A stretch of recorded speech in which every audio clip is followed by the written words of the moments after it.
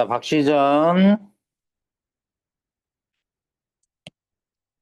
어, 보시면, 줄거리는 좀 이따가 보고, 군담 소설은 전쟁을 다루고 있다는 소설입니다. 여걸은 여성 영웅,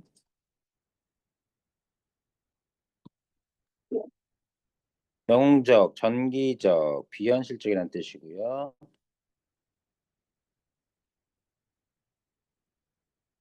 배경은 조선시대 병자호란을 배경으로 하고 있습니다. 자, 주제 뭐 이렇게 나오지만, 이건 표면적인 주제라면, 박씨 부인의 영웅적 기상은, 청나라한테 우리가 졌잖아? 역사적 사실로는 패배했지만 소설 속에선 아마 일종의 정신승리죠. 정신승리의 이야기로 꾸며서 복수심을 충족하는 것이 이 작품의 이면 속에 담겨있는 주제. 변신 모티프. 허물을 쓰고 있다가 벗어난 그래서 아리따운 여성이 되는 그런 모습. 여성 영웅 소설 됐고요. 병전한 패배한 역사 사실을 승리라는 허구. 이때여서 전쟁을 승리하지 못하고 전투에서는 아주 혼쭐을 내주는 장면이 있죠. 그래서 여성의 능력을 부각하고 남성 중심의 사회를 비판했다 이런 얘기예요. 줄거리로 좀 봐도 될까? 내용은 어렵진 않아. 근데 본문의 내용 뭐 필요한 부분 살짝 읽어보죠. 조선 인조 때 병자호란이 일어났으니까 서울에서 태어난 이시백은 어려서부터 부모님 사이 이시백이 태어났겠죠. 매우 총명하여 문무르 겸비 명성이 조정과 제하에 떨쳤다. 아버지 이상공이 주객으로 지내던 박처사의 청혼을 받아들여 시백은 박처사의 딸과 혼인을 하게 된다. 박처사는 금강산에 사는 사람인데 시백은 신부의 용모가 천하의 박색은 미인의 반대말. 실망하여 박씨를 대면조차 하지 않는다. 박씨는 이상공에게 아버지죠. 청하의 후원에 피화당 시아버지겠죠. 후원에 피화당을 짓고 소위를 하며 홀로 지낸다. 박 씨는 자신의 여러 가지 신이한 일을 드러내 보이지만 시백은 거들떠도 안 봐. 외모지상주의. 박 씨가 때가 되어 허물을 벗고 절세에 가인이 되자 시백은 크게 기뻐하며 이후로는 박 씨의 뜻을 그대로 따른다. 이때 청나라의 가달이라는 왕이 용골대 형제에게 3만의 병사를 거느려 조선을 침략하게 한다. 그러나 박 씨는 뛰어난 능력을 발휘해 오랑캐를 물리친다. 박씨 씨는 국난을 극복하고 여생을 보낸다. 이 전반부와 후반부 변신 모티브 박색으로 지냈던 여인이 미인이 되면서 사건이 전환되는데요. 전반부는 결혼 이야기입니다. 그리고 여기서 일어나는 갈등은 가정 내 갈등이죠. 특히 박 씨와 이시백 일방적이죠. 이시백이 일방적으로 못생긴 아내를 쳐다도 보지 않는. 자, 후반부는 병자호란을 배경으로 한 박씨 부인의 활약상, 자, 사회적인 갈등을 따지고 있고 전쟁 이야기가 여기서 주를 이룹니다. 줄거리 좀만 더 보죠. 한양의 이득치는 총명 비번한 그의 아들 이시백을 금강산의 도사 박처사의 딸과 결혼시키나 시백은 신부의 얼굴이 박색임에 실명하여 돌보지 않고 박씨는 후원에 피하당을 짓고 홀로 지낸다. 박씨는 부덕은 아녀자의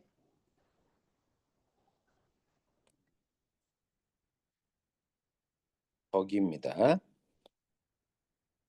덕과 신기한 도술의 힘으로 가정을 풍족하게 하고 남편을 장원급제. 자, 비현실적인 힘인 거죠. 신묘한 도술의 힘. 어느 날 박처사가 와서 애군이 끝났다는 딸의 허물 벗겨진 박씨는 절친을 변하고 시백을 비롯한 박씨를 사랑하게 된다. 자, 이제 후반부에 12는 병조 판서가 되어 남경의 사신을 맡던 임경업. 임경업은 실존 인물입니다. 20액도 실존 인물이라고 전해지는데요. 한번 그래도 가보죠. 허나라 왕이 조선 침공에 앞서 시백과 경업을 주기로 첩자를 보내지만 박씨가 이 첩자를 쫓아버리고 시백을 통해 호황의 침입에 대비하도록 조정에 청한다. 그러나 김자점의 반대로 김자점 간신입니다. 역사적 인물, 실제 인물이에요. 청은 그 요청은 거절되고 이후 호국이 침입하자 왕은 남한을 피난했다가 항복과 많은 사람과 활동당해 적장 용골대 의 아우가 피하당에 침입했다가 박씨에게 죽고 복사로운 용골대에서 박씨에 대해서 혼나. 여기가 아주 통쾌한 장면. 용골대가 인재를 데리고 회군하다가 의지에서 임경업이 대피하고 왕은 지난 날을 후회하고 박씨를 절충부인해 봉한다. 여기 보시면 이시백, 인조대왕, 임경업, 용골대 등 역사적 실존 인물들이 등장한다는 거.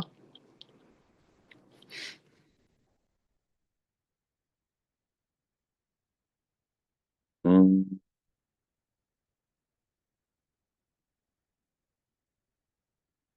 뚜뚜뚜뚜 여기에서는 뭐 다른 거 됐고요. 이게 특정 장면이거든요. 기홍대 학교에서 전문으로 배웠니? 혹시 또 어떻게 한대나?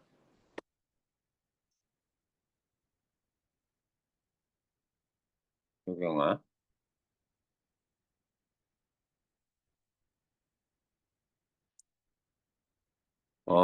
거기 있구나. 일단 여기가 기본이야.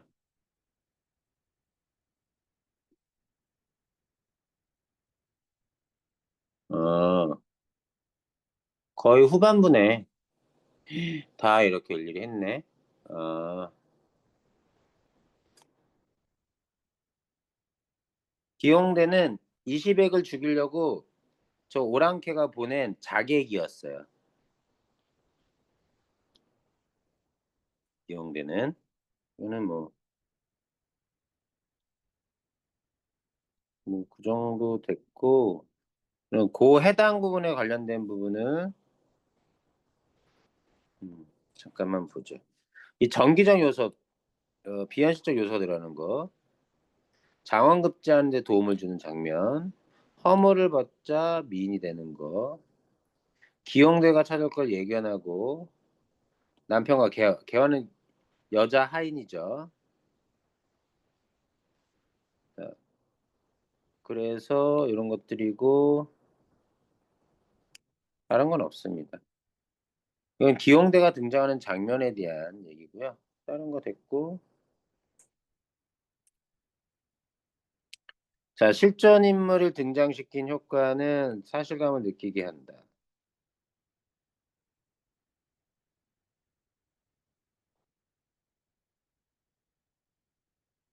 됐어.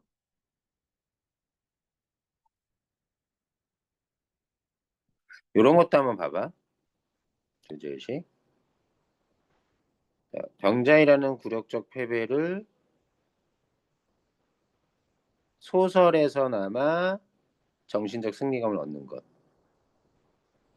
자, 여성 주인공 설정에서 가부장적 사회에서 벗어나 편식 여성들의 욕구를 반영했다. 자, 외모를 중시하는 가치관 비판, 무능한 지배층에 대한 비판 의식 이런 것들이 다 담겨 있다.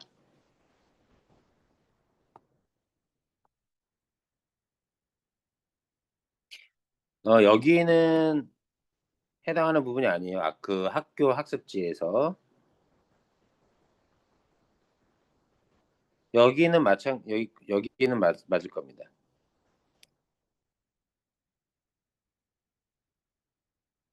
각설은 한 편. 이거 혹시 모르니까 해석을 해줘야 되나? 이 극적인 장면이니까 한번 보죠. 상공이 신부를 데리고 길을 떠나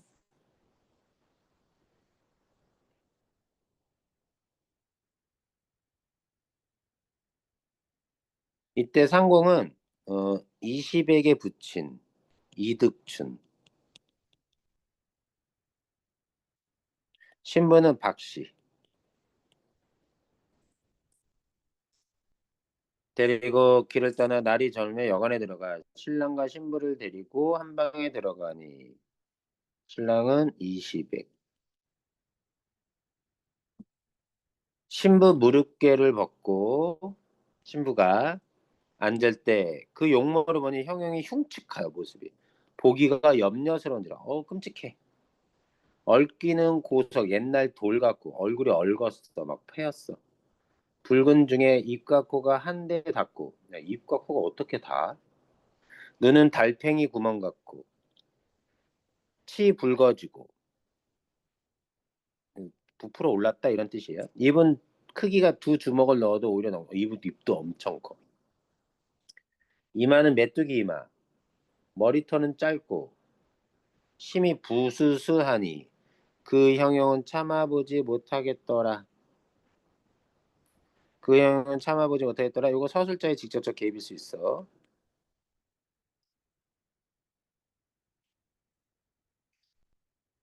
상공과 신랑이 한 번 보니 다시는 볼 수 없어 간담이 떨어지니 얼마나 무서워. 무서워 완전. 정신이 없어 두 눈이 어두운지라. 상공이 겨우 정신을 차려 다시금 생각하되 사람이 이같이 추비하니 추하게 생겼으니 추하니 응당 규중 여인의 거처에서 늙을지언정 남의 집엔 출가 결혼하지 아니할 것인데 굳이 나를 보고 허운하였으니 옛날엔 그 결혼할 당사자들께 얼굴도 보지 않고 어르신 부모들이 결혼을 약속하죠. 이 사람은 분필연 아는 일이 있을 것이고 또한 인물은 이렇지만 이 또한 인생이라 어쩔 수 없지.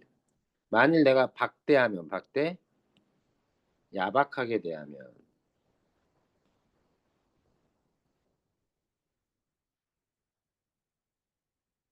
천지 사이에 버림받은 사람이 될 것이니 어떻게든 내가 귀중히 여겨야 복이 되리라. 그 상공의 인물됨이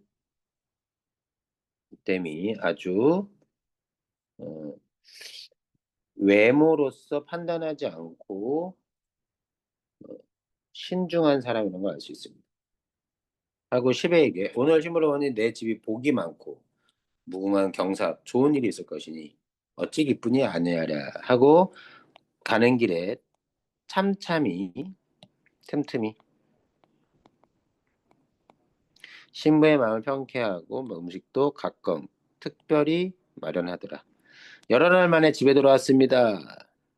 그러면 금강산에 시집 아내를 있는 곳에 가서 결혼하고 시댁으로 데리고 온 거죠. 처가로 갔다가 일가친척 장안 대신 서울의 큰 신호의 댁 부인들이 신부 구경하러 많이 모인다. 그럭저럭 신부 들어와 무릎개를 벗고 중당에 앉으니 그 형이 어떻다리오? 한 번 보면 침 뱉고 비수하고 웃고 비웃고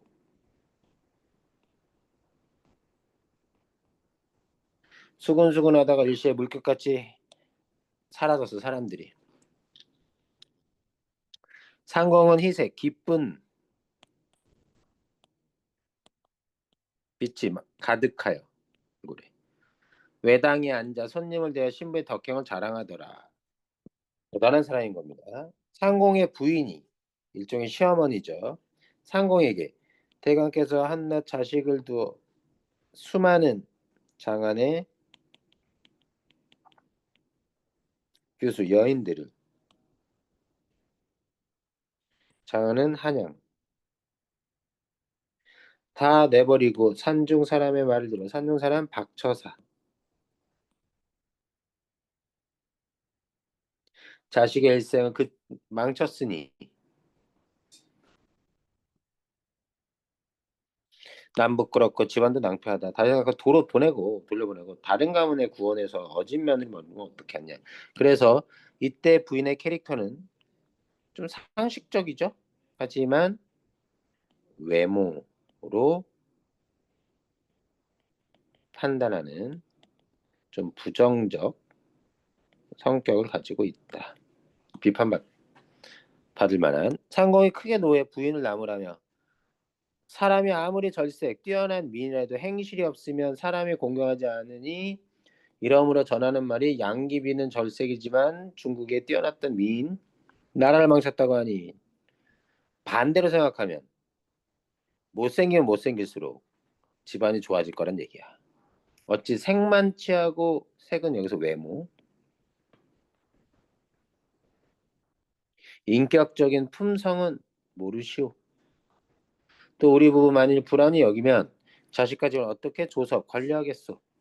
우리가 불안히 여기면 이제는 내 집이 빛날 때를 맞이하였으니 더 좋은 일을 맞이할 것이니 어찌 기쁘지 아니하오. 이런 말은 다시는 꺼내지 말고 부디 충분히 잘 섬기소서. 부인이 어찌 사랑할 것이며 또한 평범한 사람이라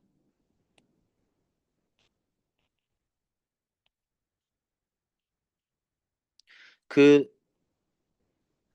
생각하는 것이 충분하리요. 이것도 뭐예요? 서술자의 직접적 개입입니다.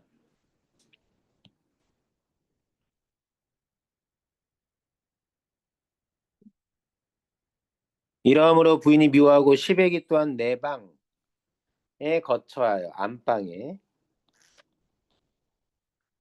전폐하니 아무것도 하지 않는 거죠. 하인들도 박씨를 함부로 대하더라.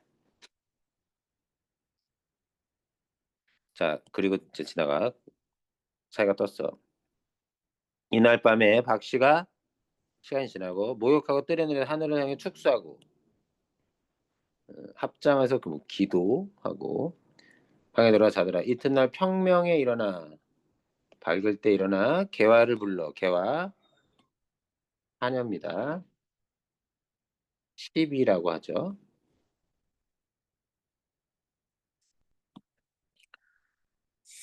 내 간밤에 허물을 벗었으니 대강께 어쩌 옥함을 하나 짜 주옵수라고 하라.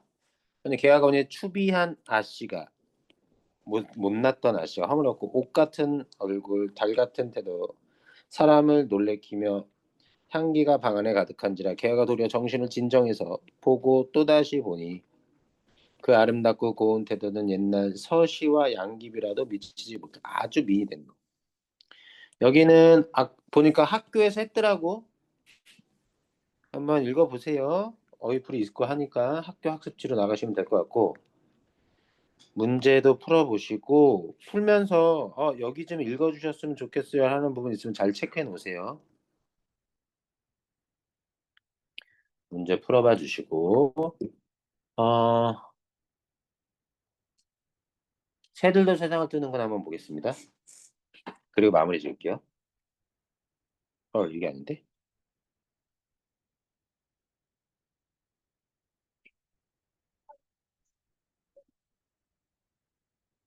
광장은 다음 시간에 해봅시다.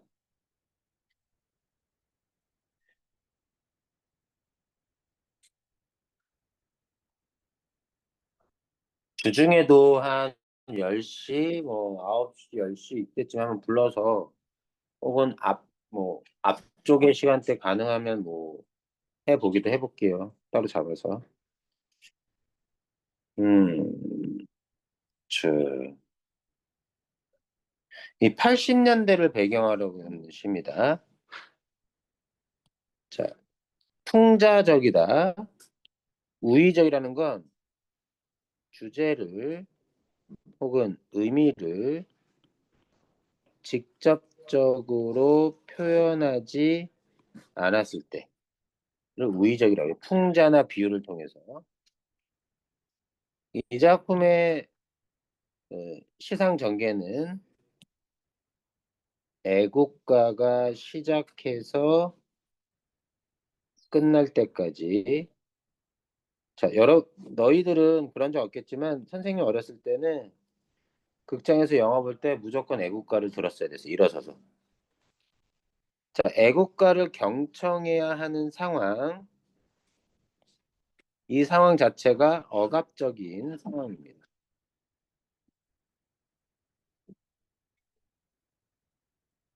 자, 냉소적, 비꼬는 비판적인 어조를 가지고 있어요. 거기에다가 반어법과 반복법 이따가 봅시다. 새와 우리로 나타나는 대조적인 상황.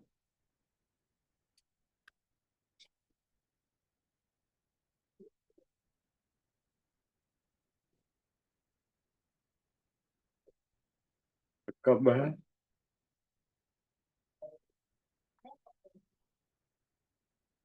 아, 못푼것 같은데. 이거 내일 어쨌든 써야 될 것 같아. 잠깐만. 이렇게.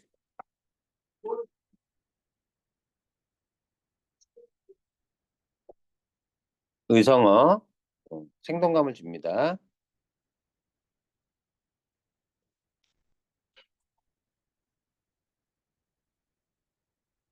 감각적,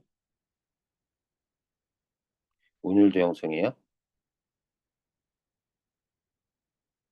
자, 억압적인 현실에서 사회에서 벗어나는 소망과 그에 대한 좌절 이런 것들이에요. 작품을 볼게요.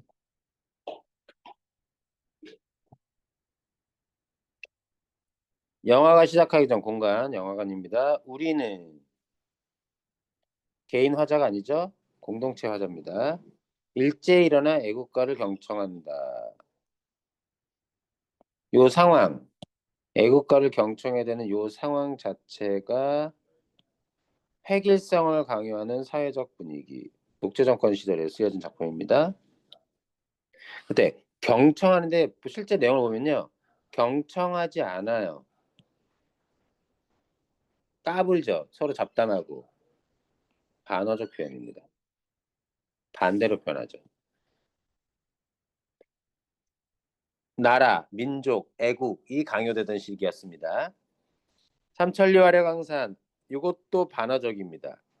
아름다운 우리나라인데 실제로는 억압적이고 획일적인 사회야. 그런데 그것을 삼천리 화려강산이라고 했으니까 반어적이다. 강산에 울숙도 섬에서 일제히 무리를 이루며 갈대숲을 이룩하는 흰 새떼들이 이게 뭐냐면 스크린에 영화 애국가 나올 때 스크린에 이런 풍경들이 영상으로 나왔어요. 그거 얘기하는 거예요. 자기들끼리 끼룩끼룩거리면서 자기들끼리 낄낄대면서 이때 끼룩끼룩과 낄낄 새들의 소리의 의성어라고 볼 수 있습니다.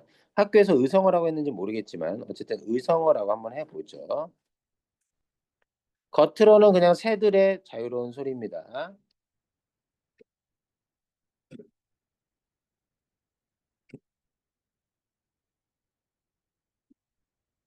속에는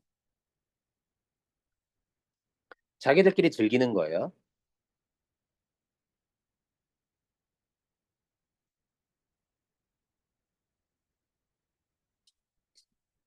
그 속은 새는 이렇게 자기들끼리 즐겁게 놀면서 날아가는데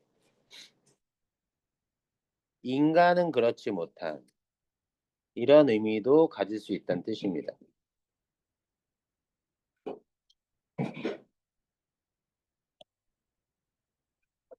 우리 인간 세상을 비우시면서 현실을 비웃으면서 음, 이거는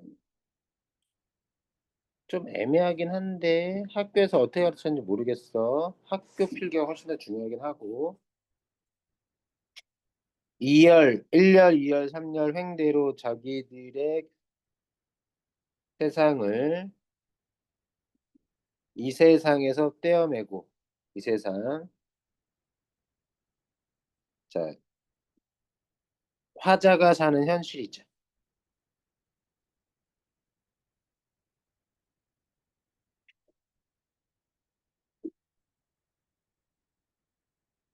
이 세상 밖 어디론가 날아간다. 이 세상 밖 어디론가 이상향. 얘는 날아갈 줄 아는 존재들입니다. 자, 얘네들이 군사문화 이런 게 나오는데 군사문화에 대해서는 뭐 이륙한다, 일열, 이열, 삼열, 횡대 등은 군사문화 표현하고 또 획일, 질서 있게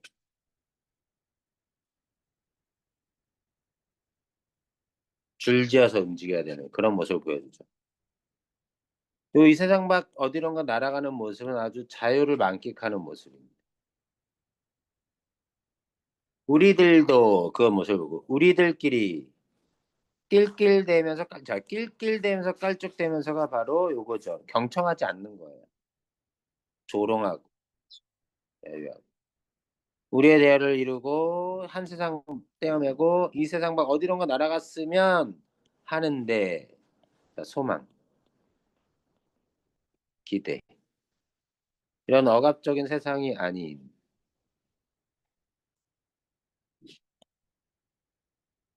이 세상 밖 어디론가 이상향으로 가고 싶지만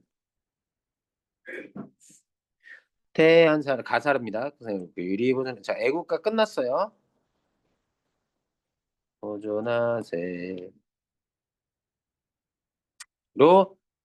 그냥 앉는 거 주저앉는 게 좌절. 이거는 각각 자리에 주저앉는 건 객관적 사실로서 행동으로서의 모습이라면 즉 애국가 끝난 거죠.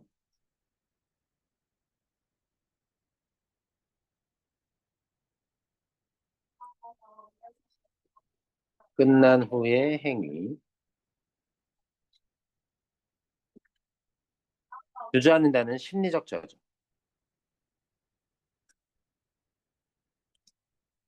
자, 이상향에 대한 소망과 좌절이 이 작품의 주제.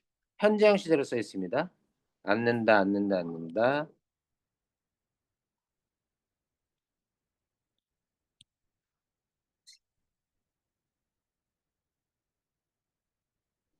이거는 뭐 좌절감보다는요, 객관적인 어떤 행동이라고 우리가 봐도 되고요. 그냥 이거는 뭐 이것도 줍시다.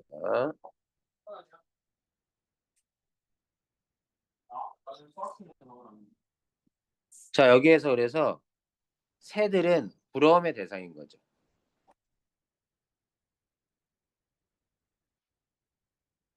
새들과 우리들은 대조됩니다.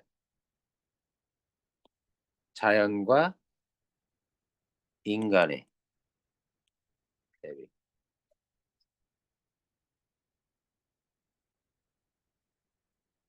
패러디 뺍시다. 어? 나머지는 그 정도. 이런 모습들. 흰색 새들은 여기서 자유로운 존재들입니다. 우리들은 억압돼 있죠. 새만도 못한 현실.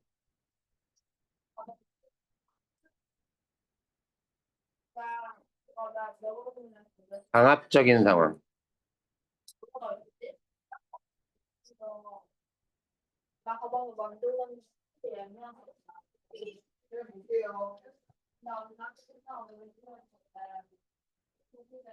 자, 그 정도 봐주시면 될 것 같고요. 다른 것들은 문제를 풀면서 그때 하나하나 확인해 주세요. 뭐 패러디라고 나오는데 패러디 뭐 굳이 생각할 건 없습니다.